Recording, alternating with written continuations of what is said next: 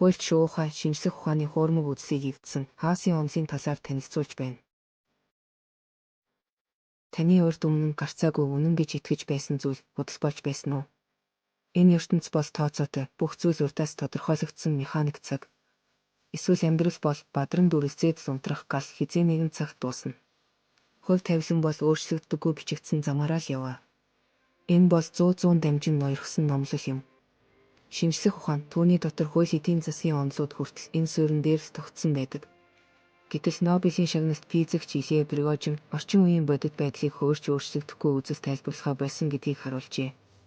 Тэрээр хаосоос дэг журам төрхөв, номоороо орчлон зогсон машин биш, харин амьд өөрийгөө бүтээж буй процесс хэмээн зарласан байна. Тиймээс шинжлэх ухааны хуучин догмаг үндсээр нь эвдсэн Пригожины онолын хамгийн радикал 4 дүгнэлтийг энгийнээр тайлбарлая. Нэгдүгээрт, хүн хаалттай хайрцаг биш. Сонгодог физикчид ертөнц бол лабораторийн шилэн доторх уруул шиг орчинтойгоо харилцахгүй хаалттай систем гэж төсөөлж байжээ. Гэтэл бидний амьдарч буй хот, улс орон, дэлхий бүгд экосистемтэй бодис эрчим хүчийг тасралтгүй солилцож амьсгалдаг нээлттэй систем юм. Хүн ч мөн адил идэвхгүй объект биш, харин орчноо байнга боловсруулж өөрчилж байдаг оролцогч. Энэхүү энгийн үнэн дээр л Пригожины бүх онол тогтно.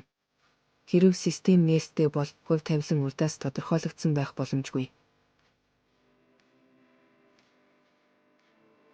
Хоёрдугаарт, замбраагүй байдал бол бүтээлч их.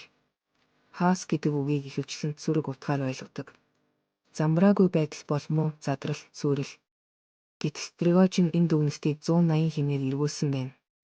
Тэрээр гаднаас энерги авч буй нээлттэй систем, докторгүй байдал буюу хаас үүсэх үед задрахын оронд гэнэт илүү нарийн төвөгтэй, зохион байгуулалттай шинэ бүтэц үүсгэж болдгийг нотолсон. Үүнийг диспатив бүтэц гэж нэрлэсэн. Химийн урвалд хүртэл молекулууд гэнэт химнэлтэй бүжиг хийж эхэлдэг нь үүний жишээ болно. Товчхондоо докторгүй байдал бол мөхөл биш, харин шинэ зохион байгуулалт төрөх орчин гэсэн үг юм. Улс төр, эдийн засгийн хямрал, нийгмийн эмх замбраагүй байдал нь шинэ, илүүдээр тогтолцоо үүсэх боломжийг нууж байдаг. Гуравдугаарт, хувь тавилан ба тохиолдол ээлжилдэг. Хүн төрөлхтөн олон зуун жил хүний амьдрал хувь заяатай урдаас бичигдсэн үү, эсвэл бүх зүйл санамсаргүй тохиолдол уу гэж маргалдсан. Шашинтнууд хувь тавилан харин эрдэмтэд тохиолдлыг батлах гэж оролдож иржээ. Харин Пригожин хоёулаа зөв, гэхдээ тайлбарын зөвхөн тал хувь нь гэсэн байдаг. Үндсэн санаа нь салаалах цэг юм. Систем дурайсан замаар явж байгаад нэг мөчид докторгүй байдалд орно. Яг тэр мөчид өчүүхэн санамсаргүй хүчин зүйл бага зэргийн флуктуац системийг нэг тийш ханруулж чиглэлийг нь өөрчилдөг байна. Үүний дараа шин замаар шин дэг журам үйлчилж эхэлнэ. Түүх, нийгэм, хүний амьдралч ялгаагүй. Үнийг их санамсаргүй сонголт, эсвэл өчүүхэн үйл явдал яг тэр салаалах цэг дээр гарч ирээд бүхэл бүтэн ертөнцийн хувь заяаг өөрчилж чаддаг. Ганц асуудал нь дараагийн салаалах цэг хизээ хаана гэдгийг үрдчлэн мэдэж чадахгүй л байна. Дөрөвдүгээрт, ертөнц уруудаж бус харин дэвждэг.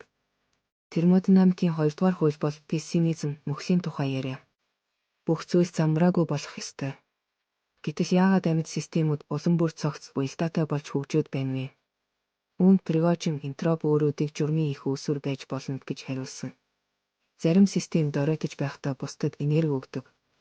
Бусад систем нь энергийг ашиглан өөрийгөө илүү нарийн төвөгтэй түвшинд зохион байгуулдаг.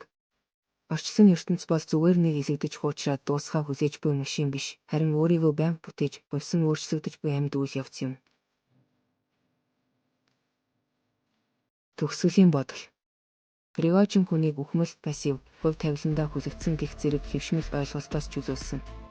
Түүний дэвшүүлсэн онол нь хаас дундаас дэг журам төрж докторгүй байдал бүтээлч байдлын түлхүүр болдог гэдгийг харуулсаар байна. Хүний нийгэм, улс төр, амьдрал хизээж доктортой, хаалттай систем байгаагүй. Энэ үннийг хүлээн зөвшөөрч чадвал өөрчлөлтөөс айж эмээх бус, харин шин, илүүдээр дэг журам үүсгэх бүтээлч боломж гэж харж эхэлнэ. Одоо харин сонсогч танаас асууя, таны амьдрал, бизнес докторгүй байдлын дараа шин дэг журам үүсэж байсан уу? Хуульч шуу ухаан шинжлэх ухааны хуурмаг үзлийг эвдсэн Хаасын онолын талаар танилцууллаа. Хуульч шуу ухаатай хамт нийгмийн хөгжил ба шинжлэх ухаан судлаарай. Мэдлэг бол хүч. Хамтдаа хөгжицгөөе.